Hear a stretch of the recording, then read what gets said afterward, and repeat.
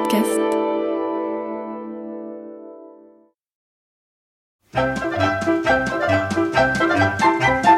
Les aventures de Tintin d'après Hergé, une émission de Nicole Strauss et Jacques Langeais.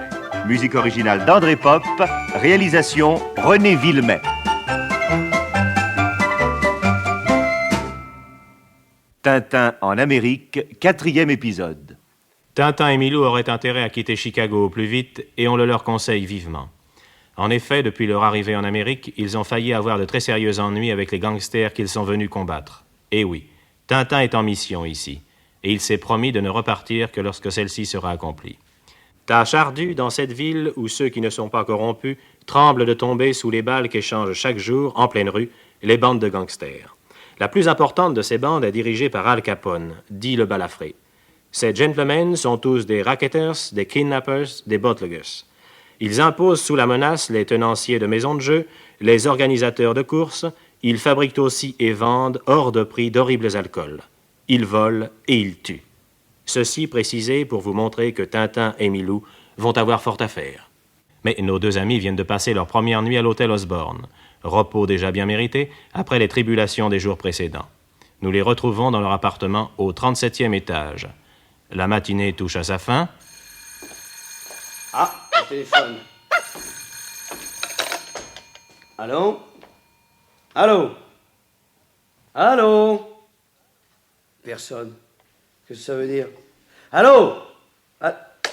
Oh, tant pis, allez. C'est curieux tout de même. On a raccroché, mais j'entendais quand même des chuchotements au bout du fil. Tiens. Qu'est-ce que c'est que ça? Oh, Milou. Chut, chut. J'ai l'impression que quelqu'un est entré chez moi pendant ce coup de téléphone. Oh là, j'en suis sûr. Bon. Toi, tu restes là, hein? Moi, je vais faire le tour par l'autre fenêtre pour essayer de prendre le visiteur à revers, d'accord? Voyons ça. La fenêtre est ouverte. J'ai mon revolver. J'y vais. Oui, mais du 37e étage, il y a intérêt à ne pas dévisser. Allons-y.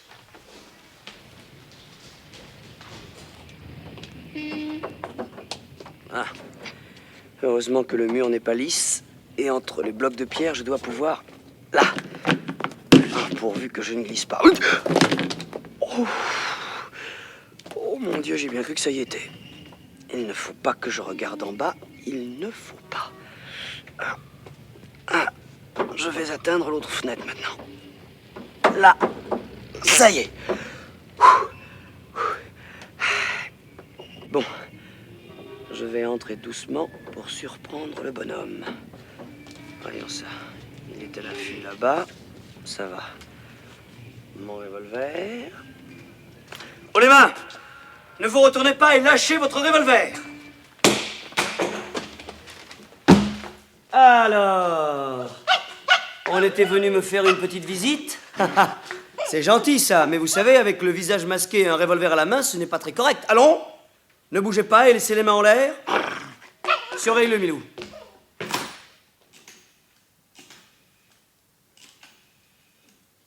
Allô? Oui, allô, ici Tintin, reporter. 37e étage, appartement 25-27. La police de l'hôtel? Allô, la police de l'hôtel? Bien. Envoyez-moi immédiatement 2 policiers. Oui, je tiens en respect un individu qui s'est introduit chez moi, revolver au poing. Oui, oui, il est là. D'accord, à tout de suite. Alors, mon cher monsieur, qu'avez-vous à ajouter pour votre défense? J'ai rien à vous dire. Je parlerai qu'en présence de mon avocat. Comme vous voudrez, c'est votre droit le plus absolu. Vous ne pensiez pas me voir arriver par derrière, n'est-ce pas?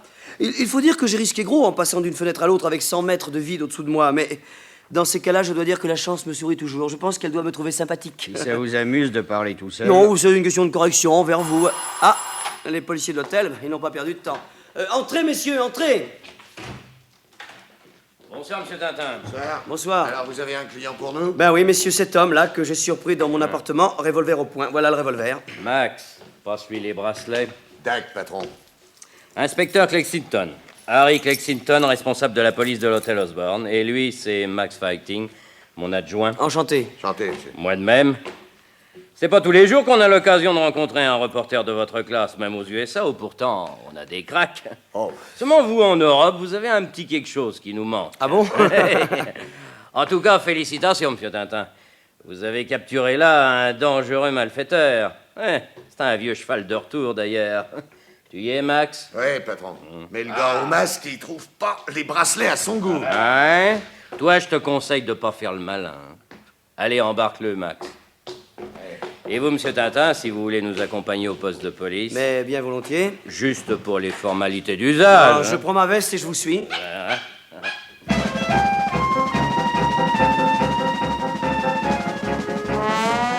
Et Tintin emboîte le pas à l'inspecteur Clessington.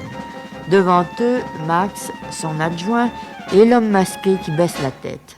En bas, une voiture verte emmène tout le monde et 10 minutes plus tard, s'arrête devant un grand bâtiment gris.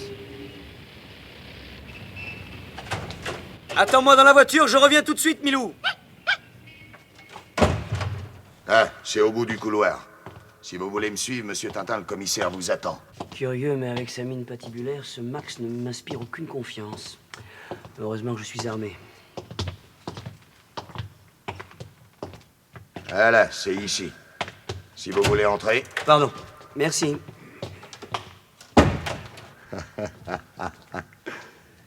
Et maintenant, décrochons la pancarte police. Là. Mais il valait mieux que Tintin ne lise pas notre véritable raison sociale. GSC. Autrement dit, Gangsters Syndicate of Chicago. Il pouvait pas se méfier de la police, mais n'aurait jamais voulu pénétrer dans le bureau directorial du syndicat des gangsters de Chicago. Bon. Maintenant, tout est OK. Il n'y a plus qu'à attendre la suite des événements. How do you do, Mr. Tintin? Bonjour, monsieur. Enchanté de vous voir. Cigare? Merci, je ne fume pas. Asseyez-vous quand même. Sit down, please. Merci. Alors, je vais aller droit au but. Je suis le chef de l'association ennemie d'Al Capone. Quoi? Allez, restez calme. Je vous offre $2000 par mois pour m'aider à lutter contre lui. Mais vous vous méprenez, je ne suis Non, pas... laissez-moi finir. Si vous me tuez Al Capone, vous toucherez une prime de $20,000. Le balafré nous gêne considérablement dans nos affaires, et comme vous avez été envoyé ici pour lutter contre la bande de Capone, vous acceptez? Halte là, mon beau monsieur. Je suis ici pour lutter contre les gangsters, c'est vrai, mais contre tous les gangsters. Et les rivalités qui opposent vos gangs respectifs ne m'intéressent absolument pas. Je vous mets tous dans le même panier, vous savez. Calmez-vous, Qu'est-ce- calmez-vous. Lisez d'abord le contrat que j'ai fait préparer pour vous. C'est un véritable pont d'or. Ah, ça suffit. Allez, allez, haut les mains. Mais, réfléchissez encore. Nous pourrions peut-être augmenter la prime. C'est tout réfléchi. Remettez-moi ce papier. Mais je ne peux pas, c'est... Voilà. Sachez encore que je ne suis pas venu à Chicago pour me faire gangster. Vous allez d'ailleurs vous en rendre compte quand je vous aurai fait arrêter. Ah, me fait arrêter, voyez-vous ça? Parfaitement, monsieur. Ça m'étonnerait. Et qui pourra m'en empêcher? Moi. Vous. Oui, mon cher, moi. J'aimerais savoir comment. Mais simplement comme ça.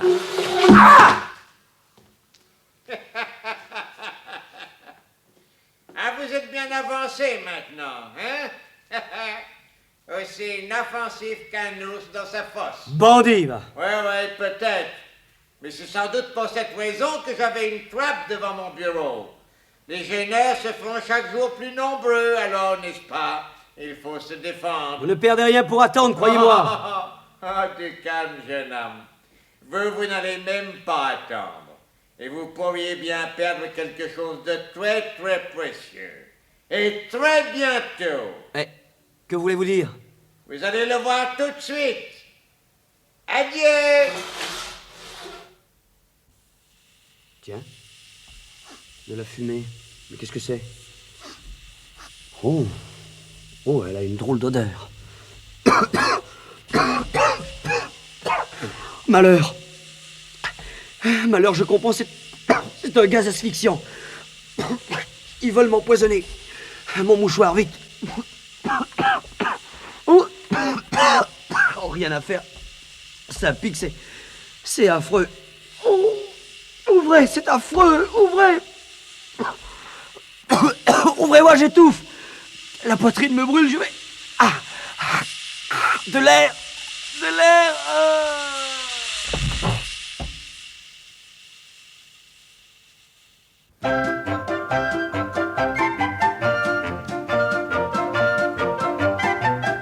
Les aventures de Tintin d'après Hergé, une émission de Nicole Strauss et Jacques Langeais avec Maurice Sarfati, Tintin, Georges Carmier, Harry Clessington, Georges Hubert, Bobby, Gaëtan Genre, le visiteur masqué, Henri Djanik, Max Fighting et Milou.